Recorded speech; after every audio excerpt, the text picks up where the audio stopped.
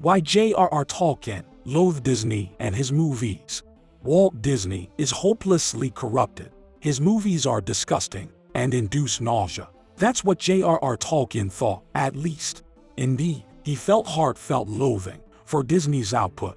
But why? Weren't they both in the fantasy business? It all started with a couple of dwarfs. Tolkien's first book, The Hobbit, came out in September 1937. 3 months later, Disney presented his own masterpiece, Snow White and the Seven Dwarfs, premiered in December 1937. Both stories centered around a group of dwarfs. Tolkien actually went to see Snow White. Accompanying him was his friend C.S. Lewis. Lewis wrote The Chronicles of Narnia. He had seen the movie already and hated it. Dwarfs ought to be ugly, of course, but not in that way. Lewis wrote to a friend. And the dwarfs' jazz party was pretty bad, but all the terrifying bits were good, and the animals really most moving. Now Lewis wanted to see Tolkien's reaction.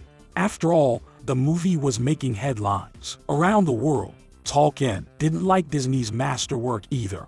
Again, the sticking point was the dwarfs. Tolkien was a scholar of classical literature, history, and mythology. His own dwarves were heavily influenced by Germanic and Nordic myths. They were fierce fighters and miners. Above all, they were serious. Disney's dwarfs were bumbling, comedic characters.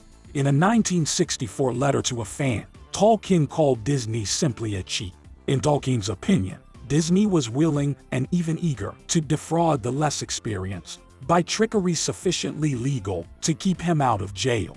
The author admitted that he was not innocent of the profit motive, but he'd never have given any proposal from Disney any consideration at all. The writer tried to be generous, but couldn't hide his disgust.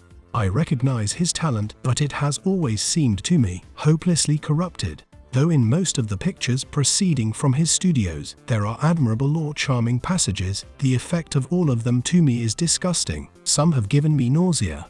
What about a Disney adaptation of Tolkien's works? Forget it. This would have been the ultimate insult.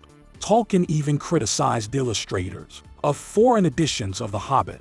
He rejected Horace Engels's suggestions for the German edition to Disney 5. As for the American market, Tolkien was explicit. It might be advisable, rather than lose the American interest, to let the Americans do what seems good to them, as long as it was possible. I should like to add, to veto anything from or influenced by the Disney studios, for all whose works I have a heartfelt loathing.